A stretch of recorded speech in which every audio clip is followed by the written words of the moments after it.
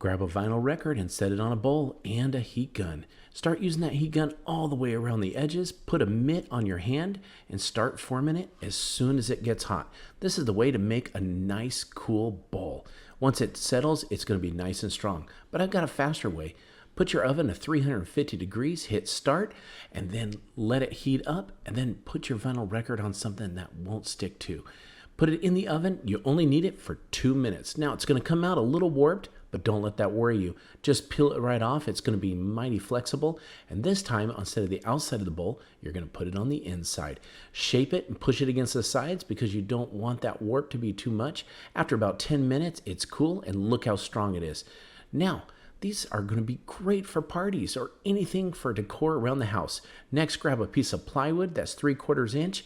Take a record and you're going to mark all the way around, get a nice circle. But we don't want to cut that circle on the outside. Let's measure and get on the inside. Make another circle because you don't want to see the plywood, but I realized I made that little circle too small. So I'm going to cut in right between them, and then on the back side, I'm going to put a little hook that I can hang up this circle with. Now, I'm going to turn this plywood over, get some super glue, just put it around. It doesn't need to cover in all the spots.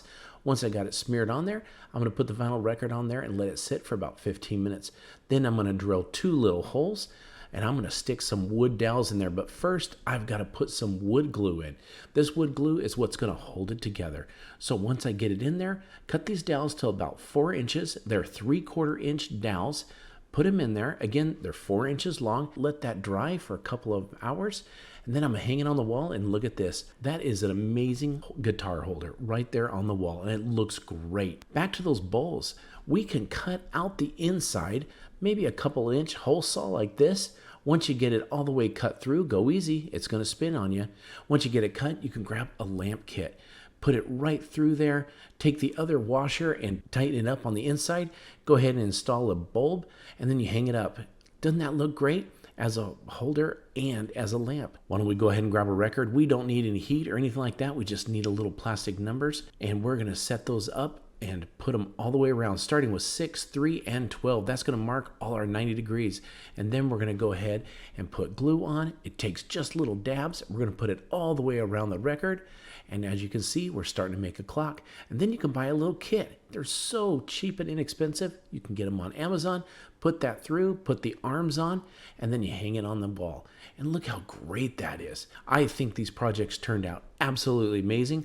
I found this milk crate a couple weeks ago. To make the outside of the crate look better, I want to cover it with some thick jute twine. I'm going to start at the top of the crate and hold the end in place with some hot glue. Then I can just wrap it around the whole way down.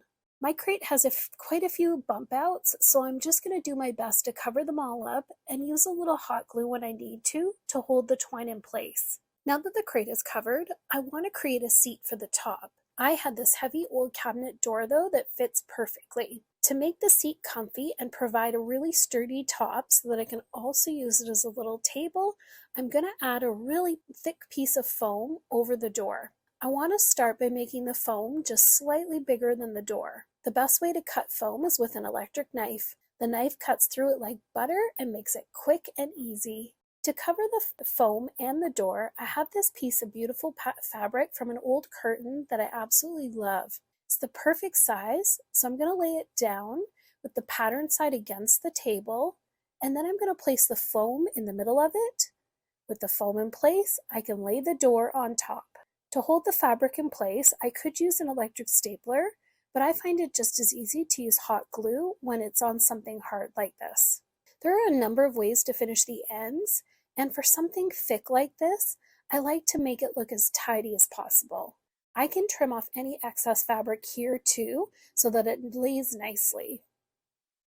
I'm going to hold the ends in place and hot glue these as well. I'll go ahead and finish the other end, and then it's ready to set in place on the top of the crate. I love how pretty this crate looks now, and that I not only have some extra storage, but it works wonderfully as a seat or a table too.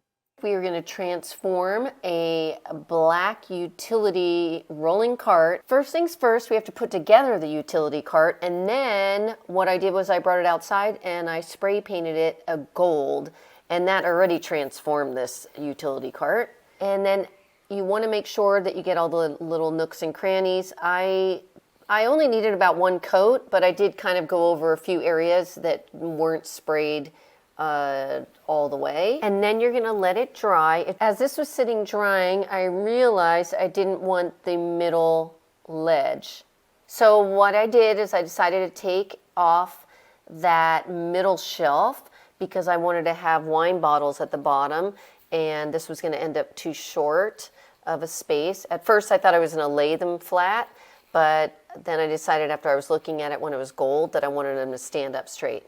So after you do that, we are going to grab some placemats that I found, and these were kind of like a woven placemat, and I folded it in half, and then we're going to glue that onto each shelf so that we can disguise the mesh metal that was with the original cart, and then just grab some hot glue and secure that. And then this was a little long, so I cut that off at the end, and we're going to keep that little piece that we cut because we're going to use that for measurements for some other pieces.